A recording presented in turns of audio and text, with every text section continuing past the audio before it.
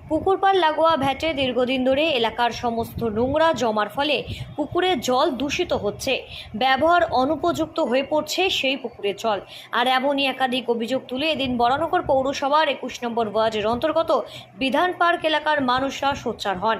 রাস্তার ধারে পুকুর পাড়ে অবস্থিত সেই ভ্যাটে ঠিকমতো রক্ষণাবেক্ষণ করার পাশাপাশি সেখানে অত্যাধুনিক কম্প্যাক্টর মেশিন বসিয়ে দ্রুত নোংরা পরিষ্কারের ব্যবস্থা করবার দাবিও জানান এলাকার মানুষরা।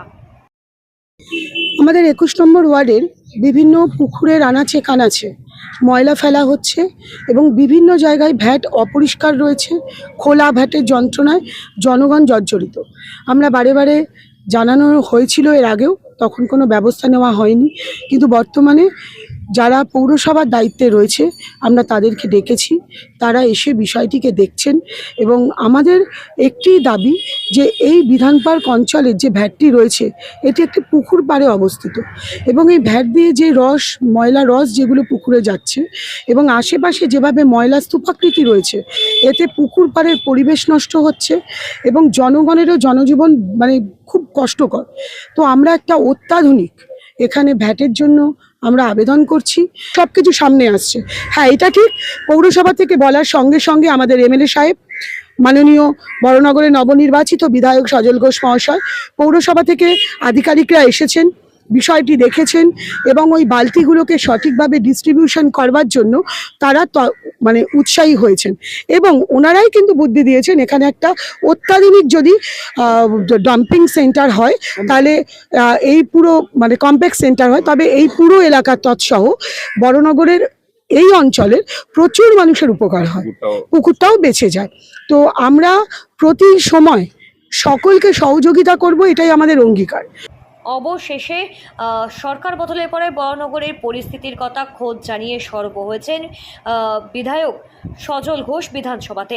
এবার কলকাতা উত্তর শহরতলি জেলার ওবিসি মোর্চার সাধারণ সম্পাদিকা সোনালী পাত্র বরানগর পৌরসভার 21 নম্বর ওয়ার্ডের অন্তর্গত বিধান পার্ক এলাকার মানুষদের কাছে অভিযোগ শুনে ঘটনাস্থলে গেলে দেখেন পুকুরের বিভিন্ন প্রান্ত অপরিষ্কার। পুকুর পাড় লাগোয়া ভ্যাটে এলাকার সমস্ত নোংরা ফেলার ফলে বর্ষাকালে সেই সমস্ত নোংরা আবর্জনা থেকে বেরিয়ে আসা নোংরা জল, জীবাণু সেই সমস্তটা পুকুরের জলে মিশছে। একদিকে তার ফলে যেমন পুকুরের জল দূষিত হচ্ছে, তেমন আরেকদিকে নোংরার সেই দুর্গন্ধে বিশেষত বর্ষাকালে চরম দুর্ভোগের শিকার হচ্ছেন স্থানীয়রা। সেই পুকুর পাড় দিয়ে যাওয়া আসার সময় নাক ঢেকে যেতে হচ্ছে পথচারীদেরও। শুধু তাই নয়, এলাকার ট্রান্সমিটার, লাইট পোস্ট দীর্ঘদিন মেরামতি রক্ষণাবেক্ষণের অভাবে গাছপালার একেবারে ভরে গিয়েছে। এমনই এলাকার মানুষেরা পুকুরটি ব্যবহার উপযুক্ত করে তোলবার পাশাপাশি পুকুরের প্রতিটি পাড় পরিষ্কার রেখে এবং সেখানে বসবার এবং সৌন্দর্যায়নের দিকে নজর দেওয়ার বিষয়গুলো উল্লেখ করে এদিন ক্ষোভে ফেটে পড়েন। আর এই সমস্ত বিষয়গুলিও যা আগামীতে বিধায়ককে জানাবার আশ্বাসও দেন কলকাতা উত্তর শহরতলি জেলার ওবিসি মোর্চার সাধারণ সম্পাদিকা সোনালী পাত্র। এদিকে বেশ কয়েকদিন ধরেই লাগাতার বৃষ্টি, তার ফলে এই ভ্যাটের নোংরা পুকুরের জলে মিশে দুর্বিষহ হয়ে উঠেছে পরিস্থিতি। তা স্বচোখে দেখবার জন্য বরানগর পৌরসভার আধিকারিকদের ডেকে পাঠানো হয়। পরিস্থিতি খতিয়ে দেখতে দ্রুত সমাধানের আশ্বাসও দিয়েছেন এলাকাবাসীদের। না, বরাবরই হয়, তো রেগুলারই হচ্ছে এটা, কিন্তু হ্যাবক মাল এসে যাওয়ার জন্য এটা হচ্ছে না।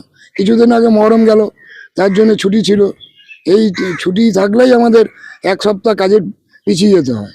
আর সব থেকে বড় জিনিস, এখানে একটা কম্প্যাক্টার স্টেশন করে দিলে সব থেকে ভালো হয়। এই জিনিসটা এখন কেন, আগে কেন হয়নি সেটা তো আমি বলতে পারবো না সেটা কেন হয়নি। পুকুর পাড় লাগোয়া এই ভ্যাটের নোংরা পরিষ্কার করবার ক্ষেত্রে এলাকাবাসীদের দাবি অনুযায়ী একটি অত্যাধুনিক কম্প্যাক্টর মেশিন কতদিনে বসানো হয় এখন সেই দিকে তাকিয়ে এলাকার মানুষরা। বরানগর থেকে পার্থপ্রতিম হালদারের রিপোর্ট, সঠিক বার্তা।